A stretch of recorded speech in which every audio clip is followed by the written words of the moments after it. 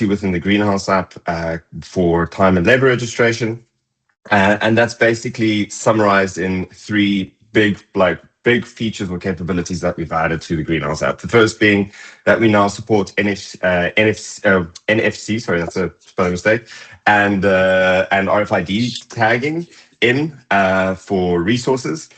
We also have expanded time and labor registration on work order level in the Greenhouse app. And finally, we also allow for ad hoc activity time registration on the Greenhouse app. So we've basically taken what we currently offer in our time app and started consolidating that into the Greenhouse app. So you've got a single place to do time and labor registration.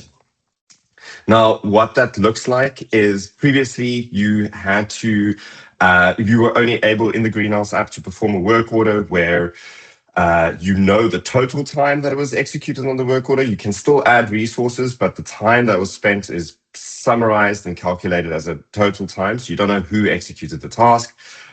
You also don't have the opportunity to capture time on other tasks that don't necessarily have a work order associated with them. So for instance, the cleaning or anything else that's just general work that needs to happen on the greenhouse floor. And it's obviously very then difficult to create individual timesheets. So that's essentially the gap we're filling. We're making sure that you know who did what when at any given time, be it on work order level or just for another level. All right, so the first big thing that we've added was NFC tag support. And essentially that comes in two parts. We've added a new tag ID field in the resource card on Business Central. And this is a nice, easy place for you to put RFID tag or NFC tag identifiers in case you have already using tags, but you don't want to change the resource number. We support searching on both the resource number as well as the tag, but it is a nice clean place for you to be able to add that identifier, and the Greenhouse app will be able to pick up on that identifier. Similarly, we've also built this field. If you are using a third-party HR or payroll system, you can also use this field as the link between both systems. So then you've got a reference point in Business Central as to what that resource has been, or that resource identifier in your other systems. That can be either manually updating each resource. We can also talk to our customization team to build an API link for you, which we are doing which we are able to do. Secondly, on the Greenhouse app itself, we've updated our resource allocation UI. So on both work order or task level and our new feature activity time tracking, you are able to bring a NFC tag or a RFID tag to the device if you have resource allocation on, and you'll be able to scan in resources. And similarly, you'll be able to tap them out. So if they were to scan again, the resource will be removed. With varying additional pieces of functionality where your find resource, the physical button to go and view a list of resources is available, but can also be hidden if you only want your resources to tag in. All right, next up, we've got the more expansive time and labor registration on work orders that we've built. So this NFC capability obviously ties into all of this as well. But what we've done is we've expanded our task details screen to include resource allocation. This has existed for a little while, but what we've now done is we've further enhanced it to allow you to set up that time is no longer registered just to work order labor lines, but rather that time is individually tracked to per resource back to Business Central for you to be able to generate daily timesheets. And once these daily timesheets are posted, you've got a better, clear picture of what a resource actually looks like, resources they look like, how their time was spent across different tasks, work orders, etc. And that can again be viewed in the job statistics summary. Those labor costs, once those daily timesheets are posted, are then posted back to the job.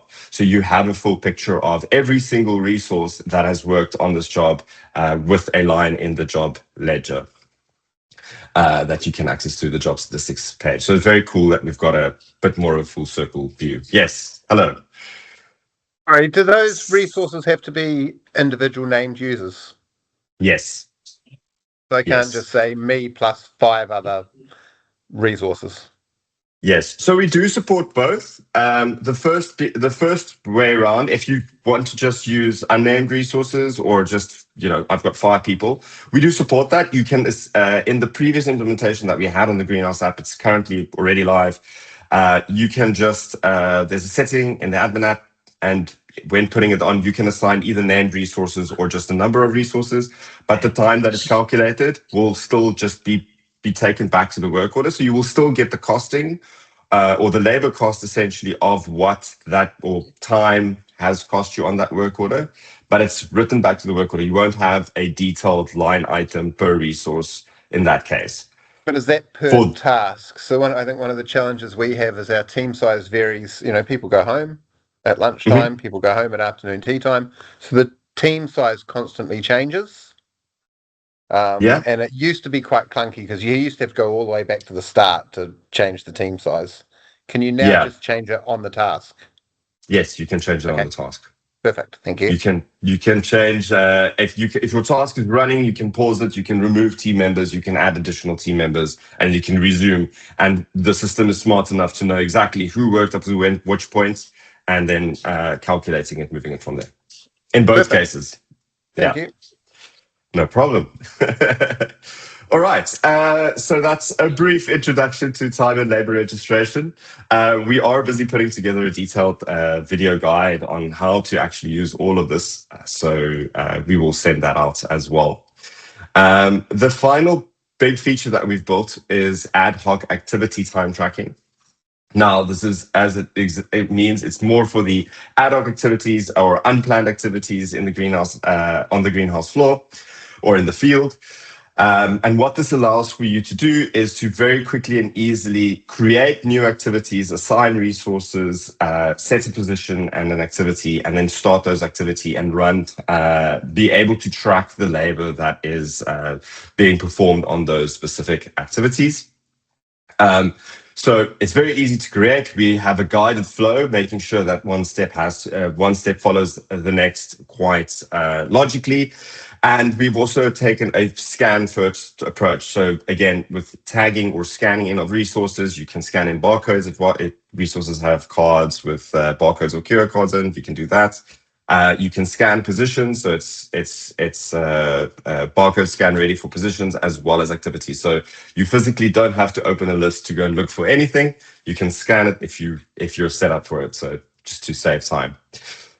We also allow for being able to set these activities up and then being able to view them in detail and obviously edit these activities. So sometimes they run, and specific to the use case, your teams change, your resources change, or their position changes, or the activity changes. You can change it right in the detailed view. And then finally, we also have a nice list view where a team lead or supervisor can very quickly manage all the ongoing activities, pause them, edit them, or stop them straight from a list view, making it very easy to interact with. So yes, in summary, that is essentially the 3 big things that we have built and delivered. This is ready, this is live. So you are more than welcome to have a look if this interests you. Yes.